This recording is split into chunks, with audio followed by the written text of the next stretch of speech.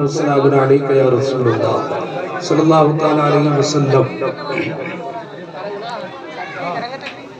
حضرات کافی ٹائم سے آپ حضرات نعت پاک مصطفیٰ صلی اللہ تعالیٰ علیہ وسلم سماعت کر رہے تھے۔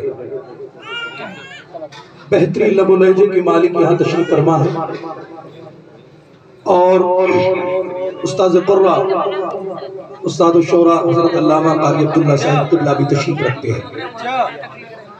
آپ حضرات نے قاری عبداللہ صاحب قبلہ کو بارہا سنا ہوگا، لیکن حضرات جب آپ نے سنا ہوگا تو انداز نرالا ہی ہوگا۔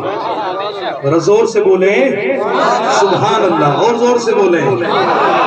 قاری عبداللہ صاحب آپ کے ثابت ہیں، مگر کوئی مجھ کو دنیا کے کسی کونے سے بھی عبد القادر یا غوث اعظم کہہ کر پکار لے تو میں اس کی مدد کو پہنچتا ہوں۔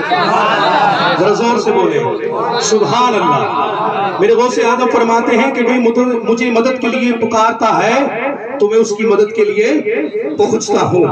محترم حضرات، ایک عبد القادر نام کا ایک بچہ تھوڑا بڑا ہوا، ایک کپڑے کی دکان پہ جا کر وہ رہنے لگا۔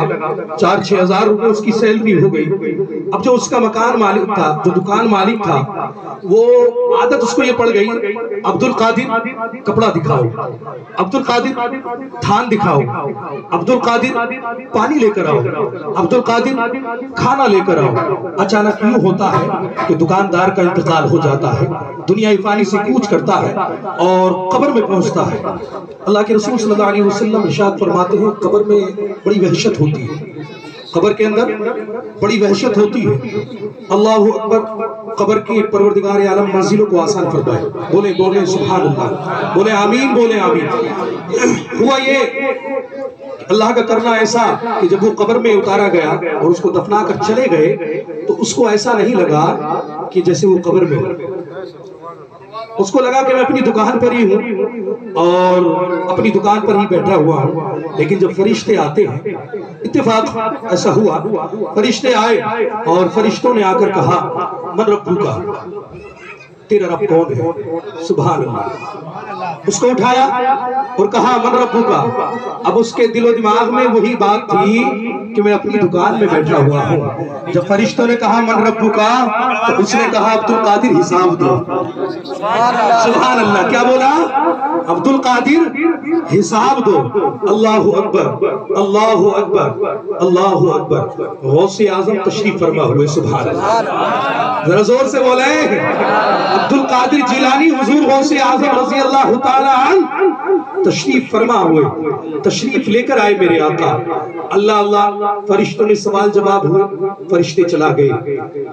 میرے غوث اعظم نے فرمایا اے سن اللہ کے بندے، تو مجھے جانتا بھی نہیں تھا، تو نے مجھے پکارا کیسے؟ اللہ اللہ کہنے لگا میں نے تمہیں نہیں پکارا، تم میرے عبد القادر ہو ہی نہیں جس کو میں نے پکارا تھا۔ میرے غوث اعظم نے فرمایا وہ عبد القادر ہو بھی نہیں سکتا میری طرح۔ سبحان اللہ، بولے زور سے سبحان اللہ۔ اللہ اللہ۔ تو کہا اس دکاندار نے کہ اگر میں نے عبد القادر کو بلایا تھا تو تم کیوں چلے آئے؟ تو یہ جواب سن کر اپنی قسمتوں پر ناز کرنا غوث اعظم کو جاننے والے اور ماننے والوں سنو۔ غوث اعظم کیا چیز ہے اور غوث اعظم کی کیا شخصیت، غوث اعظم کا کیا مرتبہ ہے۔ اللہ اللہ۔ غوث اعظم ارشاد فرماتے ہیں جب تو نے کہا تھا کہ عبد القادر حساب دو تو میں اپنے غلاموں کا وہ بھرم بچانے کے لیے آ گیا جو میں نے کہا تھا کہ اگر عبد القادر کو جہاں بھی پکارو گے وہی ملے گا۔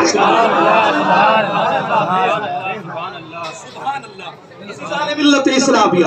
اب آپ عقیدہ بنا لیجئے، یہ ہمارا عقیدہ ہے، ہمارا جزدان کہتا ہے کہ ہم غوث اعظم کو جہاں پکاریں گے غوث اعظم وہاں مدد کے لیے پہنچتے ہیں۔ سبحان اللہ۔